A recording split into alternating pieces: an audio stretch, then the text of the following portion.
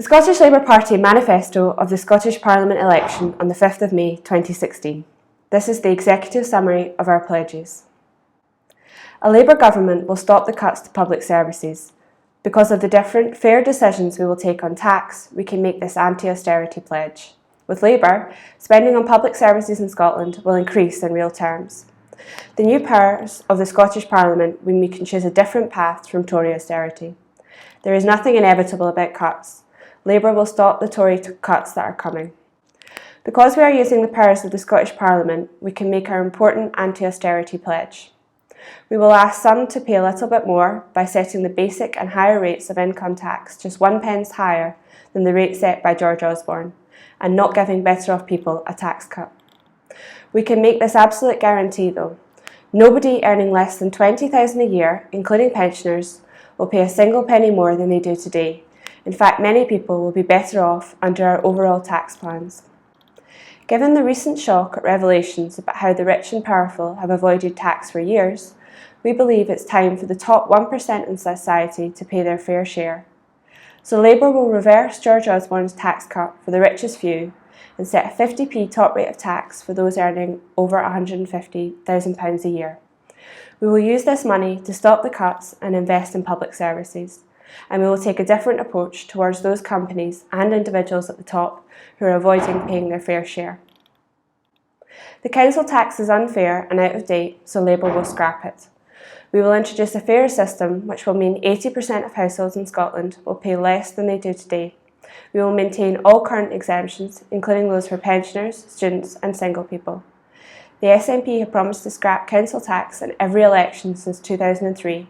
Labour will deliver on the SNP's broken promise. Investing in education is our most important economic policy. To give every young person a chance in life, we need to invest in our nurseries and schools, our colleges and universities. We will protect education spending in real terms so we can invest in the future of our country and give everybody the skills they need to compete for the jobs of the future. The richest 1% will have to pay a bit more so we can establish a Fair Start fund to give nursery and primary head teachers direct control over more resources. Businesses tell us their number one priority is skills, and we will deliver on that for our economy. Investing in good and affordable and flexible childcare is essential to growing our economy. The more parents, especially women, who can be helped back into the workforce, the more taxes will be paid into the public purse, and the more our economy will grow. Everybody benefits from affordable and flexible childcare, particularly the children involved. Labour will give every primary school the opportunity to establish a breakfast club. By stopping the cuts to schools and other vital services, we can protect summer schools and after-school clubs that so many parents rely on for their children. Labour created the NHS. It is our proudest achievement and we will protect it for the future. We are committed to keeping it in public hands and free at the point of delivery. Because we would use the new powers of the Scottish Parliament, we can increase spending on public services in real terms, which means we can afford to promise to protect the NHS budget. We will also spend an increasing NHS budget better, so our health service is fit for the future. The biggest challenge for our health service is tackling inequality. It is simply wrong that someone born in a deprived area of Scotland will die years earlier than someone in an affluent area. So Labour will stop the cuts that do so much to perpetuate inequality in our society. We will target investment to relieve pressure and cost on the wider NHS by guaranteeing an appointment at a GP surgery within 48 hours and a social care package within a week.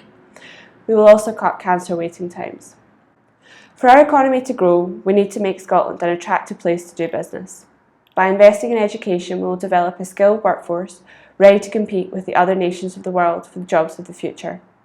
We will also invest in our nation's physical and digital infrastructure so that homegrown businesses can develop and thrive. We are committed to fair work and working in partnership with trade unions to improve terms and conditions and productivity.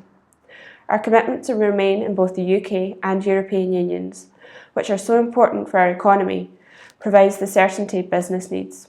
We must move on from the arguments of the past to provide business with the stability of the future. Everyone deserves to have a place that they are proud to call home. We will end the housing crisis that has developed under the SNP. That means helping first-time buyers to save for a deposit and tackling rip-off rent rises. We will also build 60,000 affordable homes, 3/4 of which will be available for rent by councils, housing associations and cooperatives. We know safety and security today underpin everything else we achieve. We want a police force people respect and trust, which is present in our communities, keeping us safe.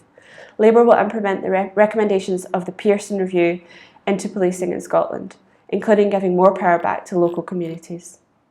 We know our climate and environment are central to the well-being of people. We can't meet our climate change targets and yet dig another fossil fuel from the ground at the same time. So we will ban fracking in Scotland. No ifs, no buts, no fracking. Scotland's pensioners deserve to be able to enjoy their retirement with dignity and respect. Having paid into the system all their lives, our old people deserve to be supported. Our promise to increase spending on public services means we can protect free bus passes, free personal care, the winter fuel payment, and all the other services older people rely on. We will use the new powers of the Scottish Parliament to ensure women born between 1951 and 1953 receive the same level of state pension as men, and we will introduce the Warm Homes Act to tackle fuel poverty. Please use both your votes for Scottish Labour on Thursday the 5th of May. Thank you for watching. You can find out more information on our website at www.scottishlabour.org.uk.